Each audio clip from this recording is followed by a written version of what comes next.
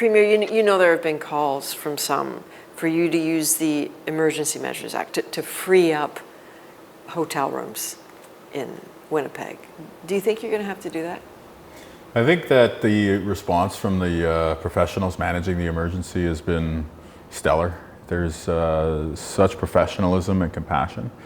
And so for us, looking at the situation today, we got a few hundred hotel rooms open. So it's really about trying to make sure that we match the people who need them with those spaces. Once we get through that process of matching folks in the coming days, of course, we can reassess. But at this point, we know we have thousands of rooms in Southern Ontario, a few hundred here in Winnipeg, and we're doing our best because I know it's been a lot. People have been very patient in terms of making their way to safety, sleeping in cots, and so we want to help. When you have people going to Niagara Falls, Ontario, though, it's a long way away. Yeah. And is it your sense, though, that they shouldn't have to go there? I mean, is the aim to bring them all back to Manitoba? Yeah, we want everyone to come home once it's safe for them to do so. The situation right now is a continuation of what we've seen earlier in the wildfire season. So we had evacuees from northwestern Ontario, Wab Kinew, independent nation in particular, come to Manitoba because there wasn't room in their province at the time. And then they made their way to Niagara Falls, again, because there was more amenities and ability to support a large-scale evacuation like that. So I think all of us are just trying to respond to the situation. Here in Manitoba, the thing that's so novel, so new, is that whereas typical fire seasons we'd had one region at a time, you know, this year in the west, that year in the east, and so on, this year it's everywhere at once. And so the scale is comparable only to the flood of '97 in terms of the emergency response, and we're managing as we can. And of course, having Manitobans step up to help has been one of the great ways that we've made it through this. You know, sometimes when we've been to wildfires in the past, you see people stuffing their cars with their belongings and driving to safety. But over the last week, it's been a lot of people getting on planes with a bag. Yeah. So they're going to need more than shelter because they might be up for weeks. We don't know. Yeah. What's your sense of what more you can do or will do to help them with what they need? Because it's a lot. Yeah.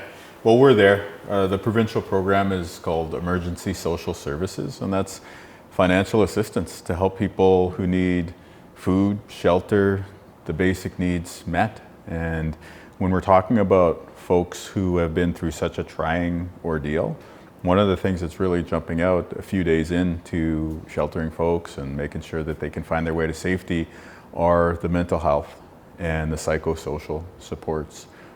Folks have just been through a very trying experience at the least, in some cases a traumatic experience. And so we're also stepping up with those supports to make sure that people, if it's crisis stabilization, or maybe it's just a more tailored intervention to their need, that we're giving them what they need to be able to be of sound mind as well as body.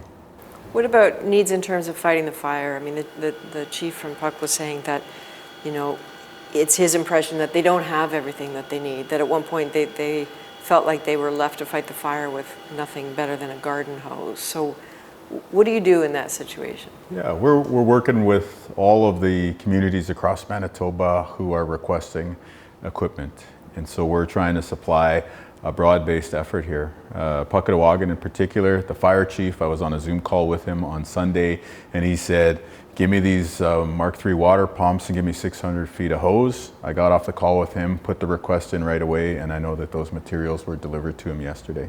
And I think one of the things that I've seen in this response is typically in previous disasters, it's okay, First Nations go this way and other Manitobans go that way.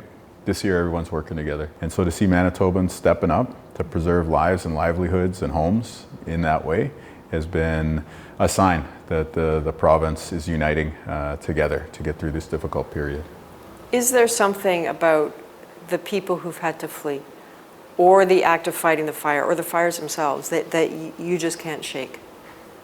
There are so many stories of heroism, which are the ones that come to mind in the first instance. You have the military pilots who were flying Chinooks with evacuees on board who had to do emergency landings to keep those folks safe. Like that is unreal because of zero visibility due to smoke. And they set those huge helicopters down safely and got those people out. We lost people in the Lac du Bonnet region, and hearing the stories of heroism from that part of the province, which is already weeks ago that we're talking about here, is really stunning. Helicopter pilot and one of our provincial employees jumping out of that bird, saving people literally from islands and open fields in the midst of a flame that tragically claimed lives, and then flying them back to safety and then going back into harm's way to save more lives. So there are so many stories like that that I think we all need to just recognize the huge scale of what this emergency has been. We're hoping that the weather will provide some help, but in the meantime, we have each other. We got Manitobans, we got Canadians, we got folks who are stepping up. And that's a lot. Yeah. Thank you. Thanks so much. Appreciate that.